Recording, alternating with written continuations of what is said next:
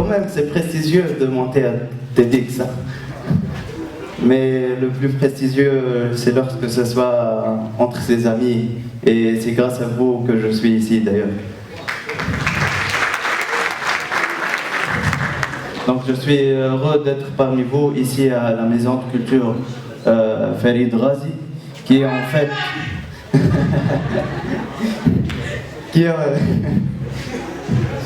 qui est en fait Mohamed Farid Ben Ghazi, le premier qui a eu le doctorat en littérature en Tunisie, un ami de Jean-Paul Sartre, donc il devait être avec nous, non? Oui, non, Mohamed Farid Ben Ghazi. Mais non, de cette manière, nous aurons 3 Ben Ghazi parmi nous.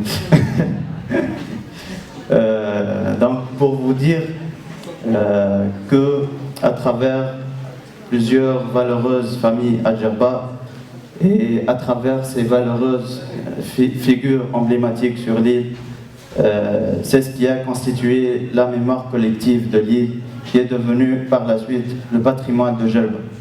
Donc, mais le patrimoine bâti vraiment laisse à désirer. Est-ce que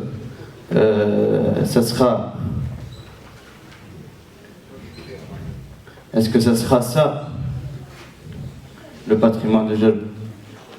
Ou bien ça, le patrimoine de Djerba? Quelle architecture pour demain? En fait, j'ai un ami qui me dit souvent qu'il y a une grande confusion entre la valeur et la richesse. Par exemple, ce bâtiment, il a une valeur, mais ce n'est pas une richesse. Donc, ça c'est une richesse. Cette architecture d'atelier de tissage, pour ceux qui possèdent encore des ateliers, est unique au monde. Elle est unique à l'île de Djerba. Avec ce système de voûtes opposées, dénommé Varjmal, le dos du dromadaire, avec ce système de voûtes croisées, est unique à Djerba. Ça, c'est une autre richesse.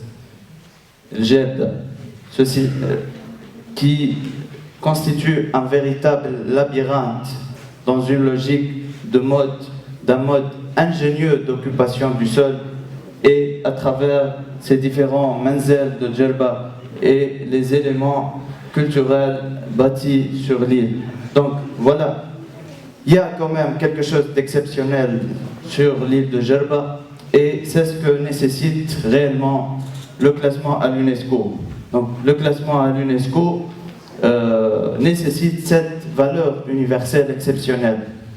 Et Djerba a de quoi être fier. Donc, l'UNESCO alors, comme vous connaissez tous, l'île est inscrite sur la liste indicative depuis 2012. Notre espoir, c'est que ce projet permet et doit être un levier de sauvegarde de l'île pour imposer un plan d'aménagement unique à l'île de Djerba, parce que l'actuel plan d'aménagement ne permet pas malheureusement la continuité de ce paysage naturel de l'île de Djerba. Aussi, ça va être une reconnaissance auprès de la communauté internationale de la valeur de Djerba et la valeur exceptionnelle. Bien sûr, ce label prestigieux, l'UNESCO, doit faire un climat favorable à l'investissement dans une logique de développement durable et solidaire. Cela va de soi sur cette thématique de tourisme et culture, et ce fiançailles qui n'a jamais abouti à un mariage. D'ailleurs, qui fait la femme dans ce mariage? Donc, ça va être un pilier pour créer une forme de tourisme responsable et alternatif. À cet égard, nous sommes face à des statistiques alarmantes, que dans certaines régions de l'île, il n'y a plus de jeunes. Ils ont pris les bateaux, comme à Jim, à Galera, il y a plusieurs régions. Donc, de ce fait, nous devons, et comme le thème de l'événement l'indique, nous devons faire de Djerba le lieu de ce futur. Je vous présente cette carte qui date du XVIe siècle, cette carte de Djerba, et vous présenter quelques phrases que je cite souvent, et